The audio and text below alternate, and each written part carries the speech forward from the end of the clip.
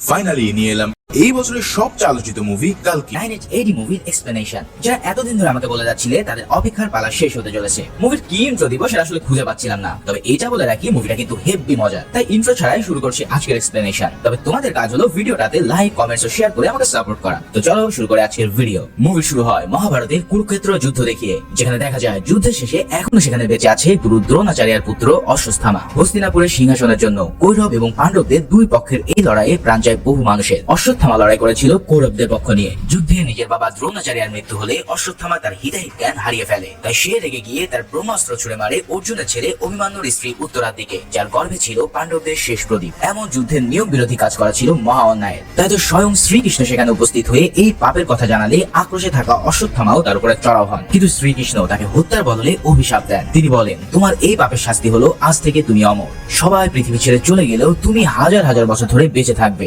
তোমার রোগ হবে, বয়স হবে, মরার জন্য তুমি আকুতি জানাবে, কিন্তু মৃত্যু তোমাকে স্পর্শ করবে না। তবে এই অভিশাপ থেকে তুমি তখনই মুক্তি পাবে যখন আমাকে বাঁচানোর জন্য তুমি লড়াই করবে। এই যুগের শেষে শুরু হবে কলিযুগ, যেখানে অন্যায় আর অধর্ম চরম পর্যায়ে চলে যাবে। সেই যুগে আমি আবার জন্ম নেব দশম অবতারে, কিন্তু আমার জন্ম ঠেকানোর জন্য অসুর কালী তার সব শক্তি প্রয়োগ করবে। তখন তোমার কাজ হবে আমাকে রক্ষা করা, আর এটাই হবে তোমার অভিশাপের মুক্তির একমাত্র উপায়। এই বলে শ্রীকৃষ্ণ তার মাথা থেকে শিবমণি ছিনিয়ে নিয়ে বলে, যখন এই শিবমণি আবার তুমি ফেরত পাবে তখন বুঝে নিও যে আমার জন্মের সময় চলে এসেছে। সেই সাথে সাথে তুমি প্রস্তুত হবে আমাকে সুরক্ষা দিতে। এই বলে শ্রীকৃষ্ণ চলে যান আর শুরু হয় কলিযুগে। এখানে বলে রাখি যে আমি মহাভারত সম্পর্কে খুব একটা ভালো জানি না, বিধায় হয়তো আমার ইনফরমেশনে ভুল হতে পারে। তাই কোনো ভুল হলে আমাকে প্লিজ ক্ষমা করে দিও আর সঠিক কমেন্টটা জানিয়ে দিও। এই পর্যায়ে আমরা দেখতে পাই কলিযুগের আগমন, যেখানে প্রথম বিশ্বযুদ্ধ থেকে শুরু করে নিউক্লিয়ার যুদ্ধ সবকিছুই ঘটতে থাকে। তবে অশ্বত্থামা এখনো সেই সিগন্যাল অর্থাৎ তার শিবমণির দেখা পায়নি। এভাবেই বছরের পর বছর পার হতে হতে চলে আসে 1898 সাল, যা মহাভারতে প্রায় 6000 বছর পর।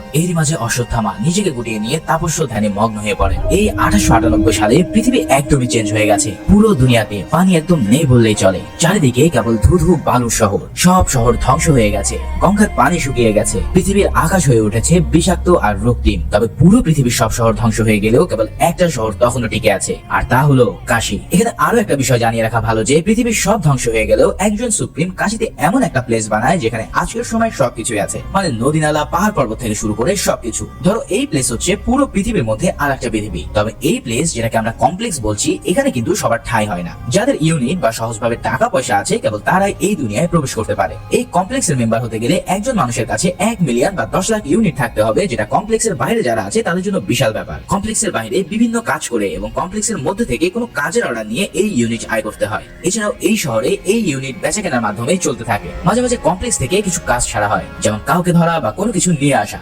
এটাকে এখানে সবাই বাউন্সি বলে। এখন এই বাউন্সির খ্যাপ মারার জন্য এক আলাদা গোষ্ঠী আছে যাদেরকে বলা হয় বাউন্সি হান্টার। মনে করো এরাই হলো এই গরিবদের কাছে ভিলেনের মতো আর কি। যাই হোক, মোটামুটি পুরো মহল আশা করি তোমরা বুঝতে পেরেছো। এবার চলো গল্পের টাইমলাইনে ঢোকা যায়। মুভির ফার্স্ট সিনে আমরা একদল মানুষকে দেখতে পাই ওই কাশীতে যেতে। এখনকার টেকনোলজি এতটাই আধুনিক হয়েছিল যে যেন সবকিছু এখানে অন্যরকম লাগে। এই দল কাশীতে যাচ্ছে নিজেদের আশ্রয় খোঁজার জন্য। এখানে আমরা রুমি নামের একজন লোককে দেখতে পাই। এছাড়াও রায়া নামের এই মেয়েটিকে দেখা যায় যে ছেলে সেজে দলের সাথে যাচ্ছিল। অবশ্য ছেলে সাজার একটা কারণ আছে যা আমরা একটু পরে জানতে পারি। তারা কাশীতে পৌঁছে গেলে সেখানকার বাউন্সি হান্টাররা মেয়েদেরকে আলাদা করে স্ক্যান করতে থাকে। এখানে জানা যায় যে এই স্ক্যান করার কারণ হলো কোন কোন মেয়ে ফার্টিল অর্থাৎ বাচ্চা জন্ম দেওয়ার ক্ষমতা রয়েছে তা জানা। এখন বাচ্চা জন্ম দেওয়ার জন্য কেন তাদেরকে বাঁচা হচ্ছে সেটা একটু পরেই দেখা যাবে। যাই হোক, সেখানে অনেকগুলো মেয়েকে জোরপূর্বক তারা আলাদা করে নেয়, আর রায়া যেহেতু ছেলে সেজেছিল বিধায় সে ধরা খায় না। তবে এরপরেই আমরা সেই বৃদ্ধ লোকটা যার নাম রুমি তাকে দেখতে পাই একটা আন্ডারগ্রাউন্ডে যেতে। আসলে রুমি ছিল একজন আন্ডারগ্রাউন্ড রেবেল বা এজেন্ট। সাম্বালা নামে পৃথিবীতে তখন একটা গোপন স্থান ছিল যেটার খবর এই কমপ্লেক্সের কেউই জানতো না। মূলত সাম্বালা নিজেদেরকে একটা ফোর্স ফিল্ডের মাধ্যমে এমন ভাবে লুকিয়ে রেখেছিল যাতে কেউই তাদের অস্তিত্ব খুঁজে না পায়। এছাড়াও সাম্বালায় কেবল তারাই থাকতো যারা সৎ ও ধর্মপরায়ণ ছিল। এখন সাম্বালাদের উদ্দেশ্য ছিল এমন একজন গর্ভবতী মাকে খুঁজে বের করা যার কোলে জন্ম নেবে একজন দেবতা। তাদের গ্রন্থ অনুসারে যখন পৃথিবীতে কলিযুগ চরম মাত্রায় পৌঁছাবে আর সকল গ্রহ নক্ষত্র সমান্তরালে চলে আসবে, তখন জন্ম নেবে একজন সেভিয়র যে এই দুনিয়ার সব অন্যায়কে ধ্বংস করে দেবে। সেই অনুসারে রুমি এক গর্ভবতী মেয়েকে এতদিন ধরে সবার কাছ থেকে লুকিয়ে রেখেছিল। আজ সে একটা মণি নিয়ে এসেছে তাকে পরীক্ষা করতে। গ্রন্থের ভবিষ্যৎ অনুসারে যদি এই মণি কোনো দেবতার গর্ভে ধারণ করা মায়ের কাছে নিয়ে যাওয়া হয় তাহলে সাথে সাথেই তা জ্বলে উঠবে এবং সবাই কনফার্ম হয়ে যাবে যে তাদের সময় এসে গেছে। কিন্তু ওই মেয়েটার গর্ভে ধরলেও যখন মণিটা জ্বলে ওঠে না তখন সবাই বুঝে যায় যে এখনো তাদের সময় আসেনি। তবে সেই মুহূর্তে সেখানে রেড পড়ে কমপ্লেক্সের আর্মিদের আর শুরু হয় এক ফাইটিং। সেই যুদ্ধে রুমির হাত থেকে ওই পাথরটা পড়ে গেলে সেটা রায়া কুড়িয়ে নেয়। এরপরে অন্যান্য সাম্বালা রেবেলের সাথে সে ওখান থেকে পালিয়ে যেতে সক্ষম হয়। তবে এই যুদ্ধে রুমি আর ওই মেয়েটা ধরা পড়ে গেলে তাদের কমপ্লেক্সে নিয়ে আসা হয় তাদের বিচার করার জন্য। তখন সেখানে উপস্থিত হয় এই কমপ্লেক্সের চিফ কমান্ডার মানাস। মানাস হলো কমপ্লেক্সের প্রধান রক্ষক, তাই সাম্বালা থেকে এমন গুপ্তচর এসেছে জেনে সে তাদের কাছে সাম্বালার লোকেশন জানতে চায়। কিন্তু রুমি কিংবা ওই মেয়েটা কোনো প্রকার তথ্য না দিলে মানাস দুজনকে হত্যা করে ফেলে। সেই সাথে সাথে বাকি রেবেলদের ধরিয়ে দেওয়ার জন্য 10,000 ইউনিটের বাউন্টি ঘোষণা করে। এখন এত বড় বাউন্টি বা প্রাইজ মানের লোভে কাশিতে যত বাউন্টি হান্টাররা ছিল তারা সবাই একযোগে নেমে পড়ে তাদের ধরার জন্য। তোমাদেরকে তো আগেই বলেছি যে যদি কেউ 10 লাখ বাউন্টি জমা করতে পারে তাহলে সে কমপ্লেক্সের বাসিন্দা হয়ে যাবে। তাই তো যত এমন বাউন্টি হান্টাররা রয়েছে তারা সবাই জান প্রাণ দিয়ে নেমে পড়ে এই রেবেলদের ধরিয়ে দিয়ে ইউনিট জয় করতে। তবে মুভির এই পর্যায়ে আমাদের সাথে পরিচয় হয় সবার মোস্ট ফেভারিট রেবেল হিরো প্রভাসের সাথে। মুভিতে তার নাম ভাইরাবা এবং সেও একজন বাউন্টি হান্টার। তার বহুদিনের স্বপ্ন 1 মিলিয়ন ইউনিট জমিয়ে সে কমপ্লেক্সে গিয়ে রাজা লাইফ লিজ করবে। তবে ভাইরাবা এমন এক পাবলিক যে কিনা আয়ের চেয়ে ব্যয় বেশি করে। কোনো মতে কয়েকটা ইউনিট আয় করতে পারলে সেটা পরে তিনি উল্টাপাল্টা জিনিস কিনে তা খরচ করে ফেলে। ঠিক সেভাবেই সে একদিন কিনে ফেলে কমপ্লেক্সের ফেলে দেওয়া একটা গাড়ি। এই গাড়ির মেন আকর্ষণ হলো এই রোবট অ্যাসিস্ট্যান্ট যার নাম বুজ্জি। বুজ্জির রোবট হলে কি হবে, তার বুদ্ধি আবেগ সবকিছু একদম মানুষের মতো। যাক, ওই লেভেলদের ধরার অ্যানাউন্সমেন্ট পেয়ে আমাদের ভাইরাবা চলে আসে নিজের ইউনিট কেনার জন্য। এখানে নিয়ম হলো জর্জার মুলুকদার, তাই যে যার আগে বাউন্টি নিয়ে কমপ্লেক্সে জমা দিতে পারে সেই পেয়ে যাবে এই বাউন্টি। তাই তো এই লেভেলকে নিয়ে ভাইরাবা আর বাকি গ্যাংদের শুরু হয় এক বিশাল ক্যাচা। মুভির এখানে যে ফাইটিং সিন দেখানো হয়েছে সেটা ছিল ব্যাপক ফানি আর ইন্টারেস্টিংও। যাক, ফাইনালি ভাইরাবা সেই লেভেলকে নিজের করে নিতে সক্ষম হয় আর চলে যায়। এরপরে সিনে আমরা সেই মেয়েদের দেখতে পাই যাদের কমপ্লেক্সে ফার্টিল হিসেবে নিয়ে গিয়েছিল। এখান থেকে আমরা জানতে পারি আসলে তাদের সাথে কি করা হয়। মূলত যাদের গর্ভধারণের ক্ষমতা আছে তাদেরকে ওখানে নিয়ে যাওয়া হতো একটা প্রজেক্টের জন্য, যেটার নাম ছিল প্রজেক্ট কে। এই কমপ্লেক্সের যে প্রধান বা সুপ্রিম ছিল তার নাম হলো সুপ্রিম ইয়াসকিন। সে কিভাবে এলো, কেন এলো, এগুলো পরের বিষয়। যাই হোক, এখানে মেয়েদেরকে এনে সুপ্রিম এমনই এক ফর্মুলা তাদের গর্ভে ইনজেক্ট করে যাতে তারা প্রেগনেন্ট হয়ে পড়ে। এই প্রেগনেন্ট মহিলাদের তারা খুবই আদর যত্নে লালন পালন করতো। আসলে সুপ্রিমের কিন্তু বাচ্চা জন্ম দেওয়া উদ্দেশ্য ছিল না, তার উদ্দেশ্য ছিল এই বাচ্চারা যখন 120 দিন বয়স হবে তখন ওই মায়ের গর্ভে এক প্রকার সিরাম উৎপন্ন হবে। এখন এই সিরামই হচ্ছে সুপ্রিম ইয়াসকিনের প্রধান চাওয়া। তবে তাদের এই ফর্মুলা এতটাই পাওয়ারফুল ছিল যে কোনো মেয়ের পক্ষে 100 দিনের বেশি গর্ভে বাচ্চা রাখতে পারতো না, হয় বাচ্চা নষ্ট হয়ে যেত কিংবা ওই মাগুলো মারা যেত। এখন আরেক গ্রুপের মেয়েকে আমরা দেখতে পাই যাদের কালো ড্রেস পরিয়ে রাখা হতো। এরা হলো তারা যাদের উপর ফর্মুলা প্রয়োগ করা হয়েছিল ঠিকই, কিন্তু কোনো কারণবশত এরা প্রেগনেন্ট হতে ব্যর্থ হয়েছিল, যার ফলে এই মেয়েদের দিয়ে যারা প্রেগনেন্ট ছিল তাদের দেখাভাল করা হতো। এমনই এক মেয়ের সাথে আমরা পরিচয় হই যার কোড নেম সুম 88। এখানে তাকে দেখা যায় এক মেয়ের দেখাশোনা করতে।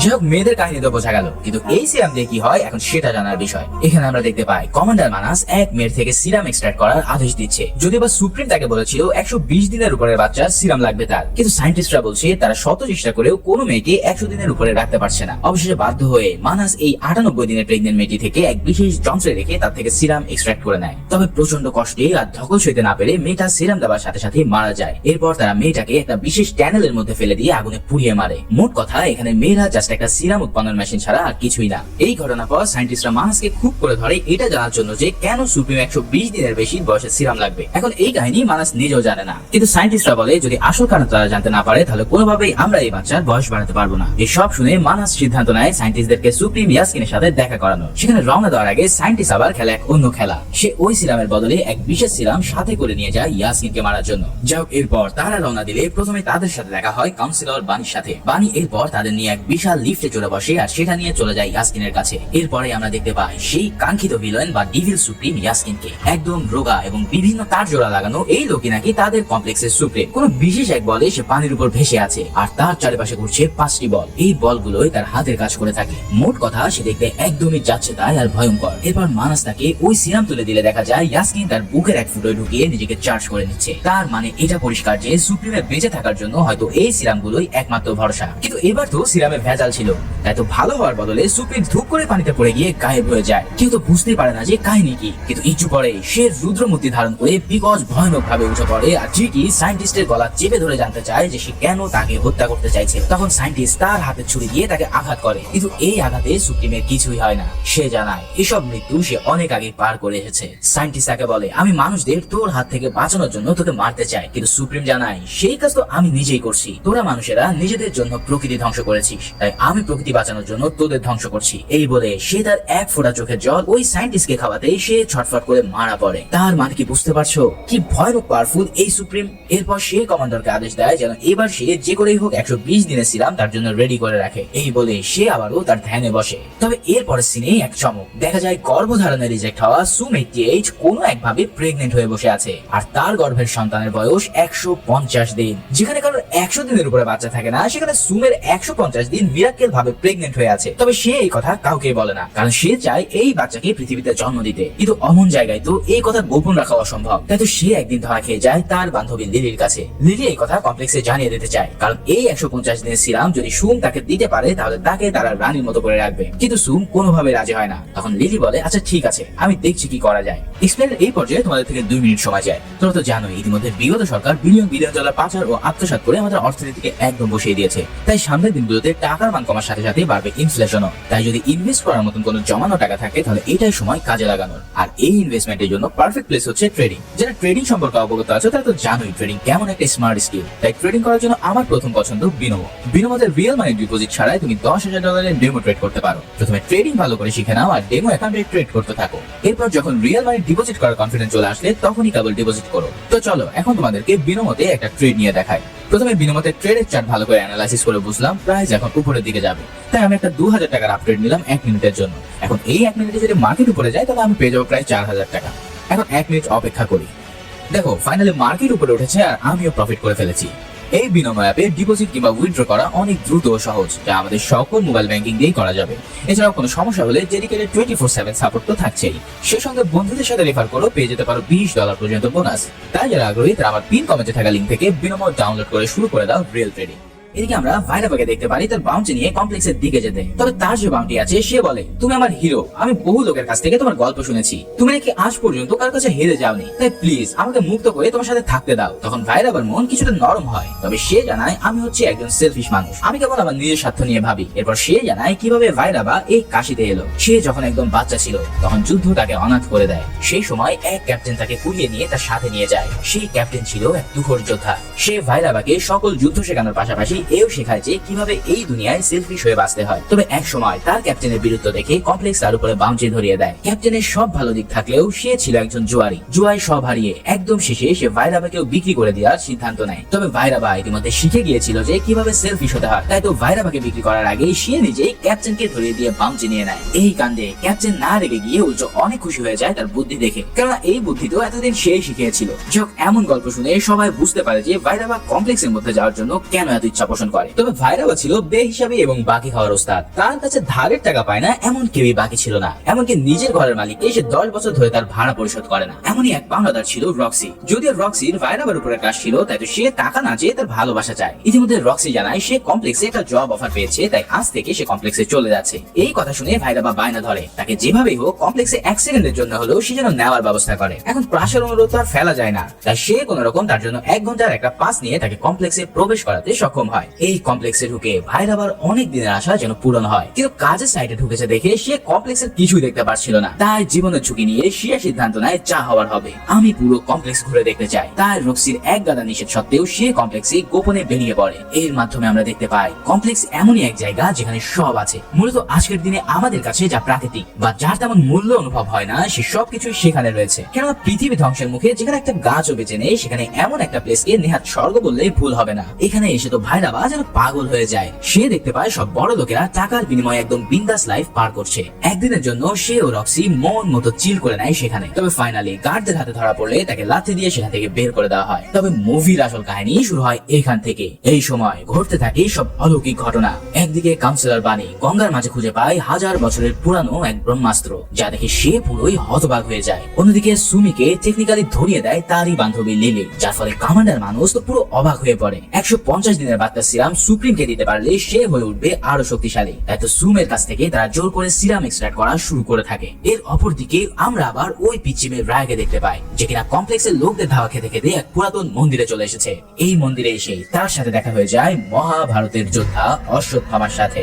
হ্যাঁ, এই সেই অশ্বত্থামা যাকে মুভি শুরুতেই আমরা দেখেছিলাম। শ্রীকৃষ্ণের অভিশাপে সে বৃদ্ধ ও রোগাক্রান্ত হলেও মৃত্যু তাকে সাড়া দেয়নি। সেখানে রায় এসে পৌঁছালে অশ্বত্থামা প্রথমে সেই পিছু রোবটটাকে তার লাঠি দিয়ে মেরে ফেলে। প্রায় 8 ফুট লম্বা অশ্বত্থামাকে দেখে তো রায়া একদম চমকে ওঠে। সে বলে, তোমার মতন এমন একজন যোদ্ধা যদি আমাদের রেবেলদের সাথে থাকে তাহলে আমরাই জিতবো। কিন্তু অশ্বত্থামা এসবে মোটেও কান দেয় না, কারণ তার মাত্র একটাই অপেক্ষা, কবে শ্রীকৃষ্ণ দশম অবতার কালকি রূপে ধরণীতে আসবে আর সে তাকে রক্ষার মাধ্যমে নিজের সাপ মোচন করবে। এদিকে ভাইরাবাও এক গণকের কাছ থেকে জানতে পারে তার লাইফেও আসতে চলেছে এক মহাবিপদ। এই সব কিছুর মাঝে সুমের গর্ভ থেকে সিরাম এক্সট্রাক্ট করা শুরু হয়ে যায়। তবে মাত্র 1 ফোঁটা সিরাম এক্সট্রাক্টের পর শুরু হয় তুলকালাম। পুরো কমপ্লেক্সের পাওয়ার কেন যেন শাটডাউন হয়ে পড়ে। এছাড়াও অশ্বত্থামার শরীরে কেমন যেন কাঁপুনি দিয়ে ওঠে।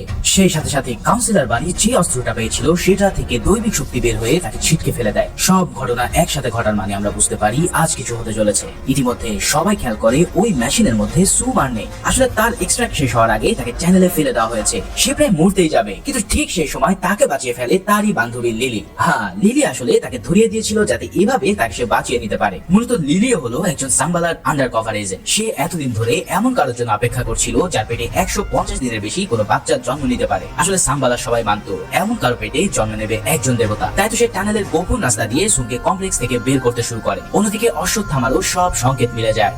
গঙ্গার পানি শুকানো, নক্ষত্রের পজিশন এবং সবশেষ রুমির কাছ থেকে কুড়িয়ে পাওয়া সেই পাথরটি যেটা আজ নক্ষত্রের মতো জ্বলজ্বল করছে। হ্যাঁ, এটাই হলো সেই শিবমণি যা অশ্বত্থামার কাছ থেকে কেড়ে নিয়েছিল শ্রীকৃষ্ণ। ঠিক তার কথা মতো অশ্বত্থামার কাছে ঘটনাক্রমে আবারও ফিরে এলো শিবমণি। আর এর মানে হলো সময় এসে গেছে অশ্বত্থামার। সেই সাথে সাথেই ওই শিবমণি আবারও নিজের মাথায় পড়ে নিলে মুহূর্তে তার সব ক্ষত আর রোগ সেরে হয়ে ওঠে সে পুরাতন যোদ্ধা অশ্বত্থামায়। আর এক মুহূর্ত দেরি না করে সে বেরিয়ে পড়ে অনাগত ভগবানকে রক্ষা করতে। অন্যদিকে সুমিকে লিলি পার করে দিতে পারলেও সে এমন এক স্থানে এসে পড়ে যেখানে আগুনের জন্য আর বের হওয়ার রাস্তা ছিল না। কিন্তু সুমের মনে এক রাত সাহস নিয়ে সে আগুনের মধ্যে দিয়ে যেতে থাকে। আসলে তার পেটে সুমতি ধারণ করেছিল শ্রীকৃষ্ণের দশম অবতার কালকিকে। তাই তো আগুনের সাধ্য হয় না দেবতাকে স্পর্শ করার, ফলে কোন আগুনের আজ ছাড়াই সে বেরিয়ে আসতে সক্ষম হয়। এখানে সাম্বালার কমান্ডাররা তার জন্য অপেক্ষা করছিল। ফাইনালি ভাইরাবাকে দেখা যায় তার হাতের ইশারাতেই হঠাৎ বিদ্যুৎ চমকাতে এবং বিশাল এক দেওয়াল তার উপর পড়তে। কিন্তু অবাক করা কাহিনী হলো ভাইরাবার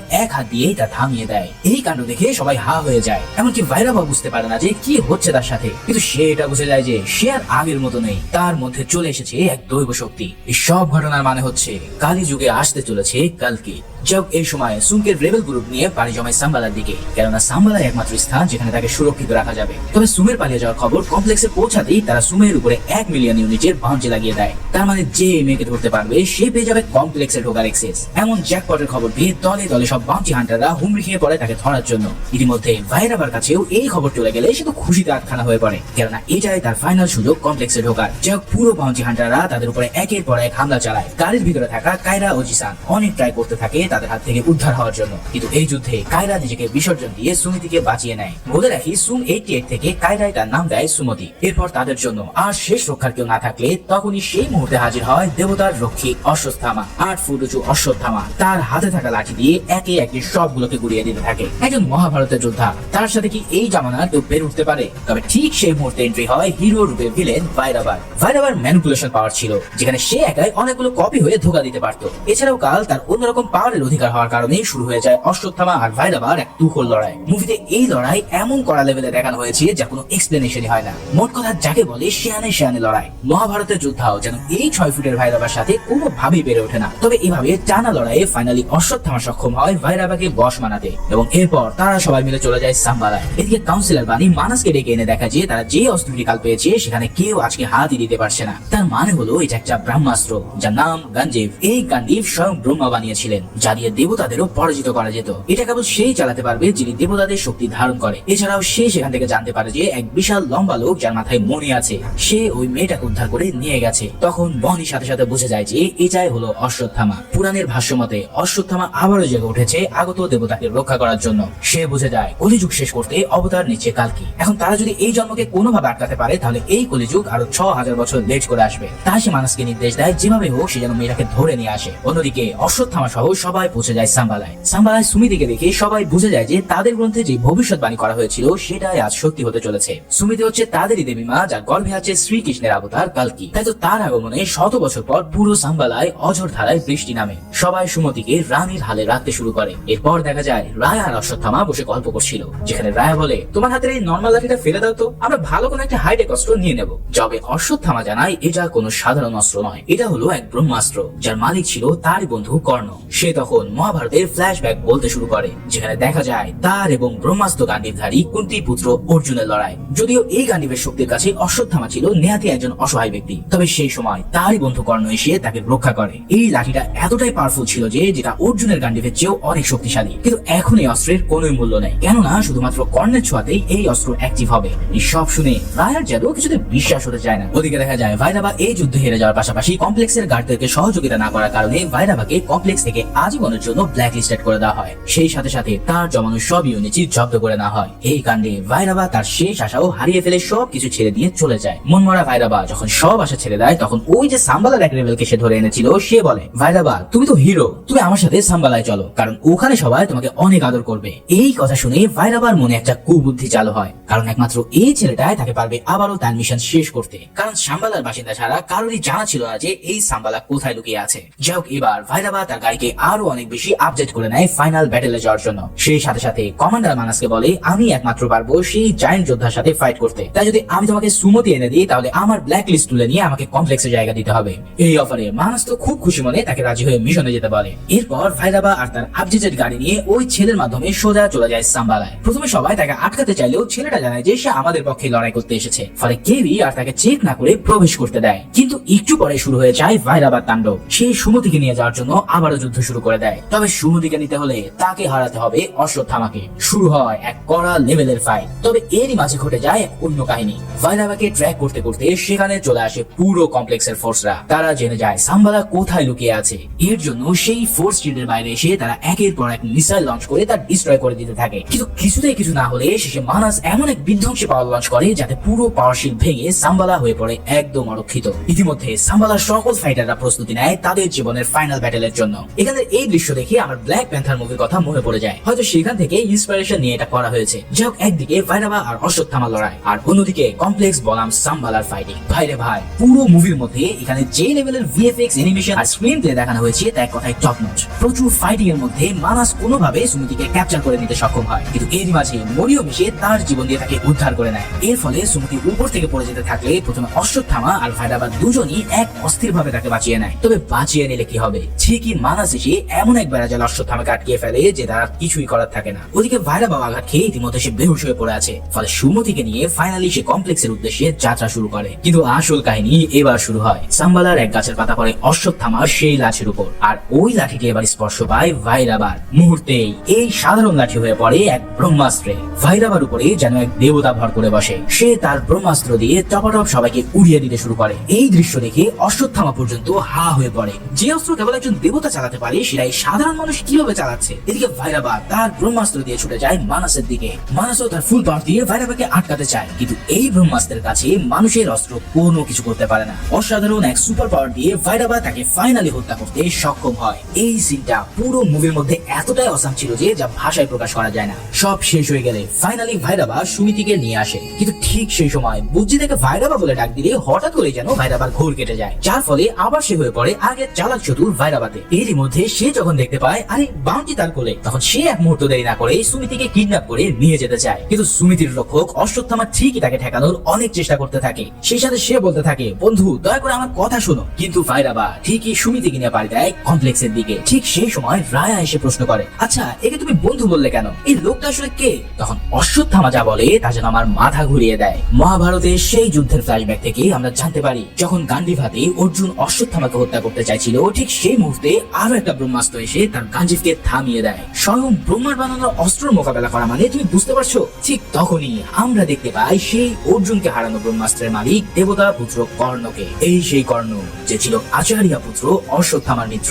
আরো অবাক করার ব্যাপার হলো কর্ণ কিন্তু ছিল অর্জুন আর পঞ্চপাণ্ডবদেরই বড় ভাই, কিন্তু ভাগ্যের পরিক্রমায় তিনি এই পরিবার থেকে বিচ্ছিন্ন হয়ে পড়েছিলেন। এখানে দেখা যায় অর্জুনের ছোড়া গান্ডীব আর কর্ণের ছোড়া বিজয় ধানুষের এক মহাকাব্যিক সংঘর্ষ, যাতে পুরো যুদ্ধক্ষেত্রে এক বিশাল ইম্প্যাক্টের সৃষ্টি হয়। এই ইম্প্যাক্টে অর্জুনের রথ 2 কদম পিছিয়ে চলে যায়। এরপর অর্জুন তার ব্রহ্মাস্ত্র ছুড়ে মারলে সেটা খালি খালি হাতেই কর্ণ ঠেকিয়ে দেন, তবে এতে করে তার রথ পিছিয়ে যায় 10 কদম। এই সময় অর্জুন তার রথের সারথি শ্রীকৃষ্ণকে বলেন, দেখেছো কেশবা, ওর অস্ত্রের আঘাতে আমার 2 কদম পিছিয়েছে, কিন্তু আমার গান্ডীবে সে 10 কদম পিছিয়েছে। এবার বলো কে বেশি শক্তিশালী? জবাবে শ্রীকৃষ্ণ বলেন, তোমার রথ স্বয়ং অগ্নি দেবতার তৈরি, এছাড়াও তোমাকে রক্ষা করছে শ্রী হনুমান। এর উপরে আমি, যে কিনা 3 লোকের প্রভু, সে তোমার রথের সারথি হওয়ার পরেও তোমার রথ 2 কদম পিছিয়েছে। এর মানে জাস্ট চিন্তা করো, যে তোমার সামনে রয়েছে সে কোনো সাধারণ যোদ্ধা নয়। তার চোখে রয়েছে সূর্য দেবতার তেজ, আর হাতে রয়েছে বিজয় ধানুষ। তাকে হারানো এত সোজা নয়, কারণ সে হলো সূর্যপুত্র কর্ণ। এই সব ঘটনার মধ্যে ঠিকই এমন এক টানটান মুহূর্ত দিয়ে মুভির সিন এখানেই শেষ হয়। তবে ফাইনাল এন্ডিং কিন্তু